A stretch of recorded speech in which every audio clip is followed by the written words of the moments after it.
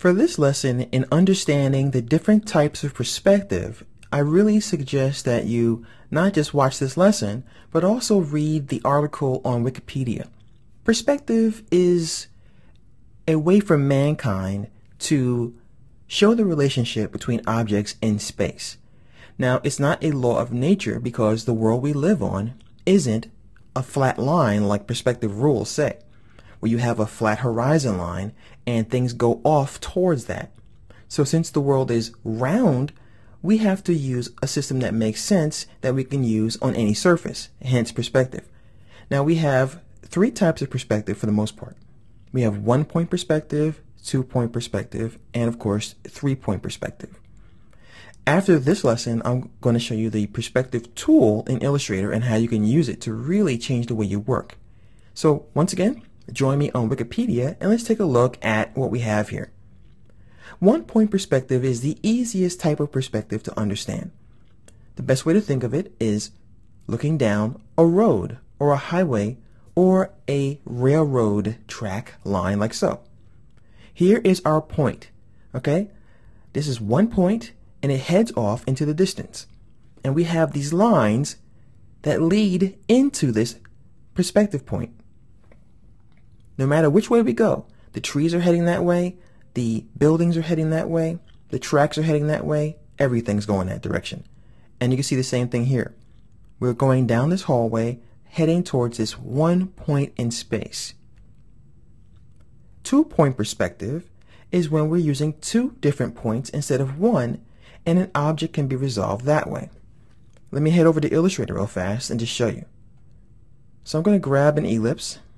That'll be 1 point. This would be our 2nd point. And what I would do is, let's say I take a line like this, and this is the side of a building. I would take the bottom of this line and follow this point of perspective, this one, and then go this way. So now we have an object that's heading into perspective. And if I wanted to make a city block, for example, I could go ahead and draw some lines here, and now I have a couple of buildings. So this is one building, that's the next building next to it, and so on. And all you have to do is add more lines as your objects vanish into both points of perspective. Now 3-point perspective takes this rule here of 2-point perspective and adds a top or a bottom. So you can see a roof, or you can see the bottom of a building, for example. So you would have 2 points of perspective and a line that will also give you the ability to see the tops of things. Now, as you can see right here in this cube, it's a perfect example of not just going off into the distance like I just showed you in Illustrator, but also having this top piece.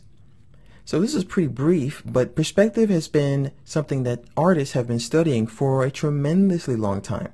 Because if you look at some of the early paintings, people didn't understand perspective. Look at the cave paintings, or look at the early Egyptian hieroglyphics. Things were pretty flat. All right, people just kind of were leaning up against the wall. Or if a caveman was hunting a mammoth, he was right next to the mammoth. There was no sense of perspective or depth.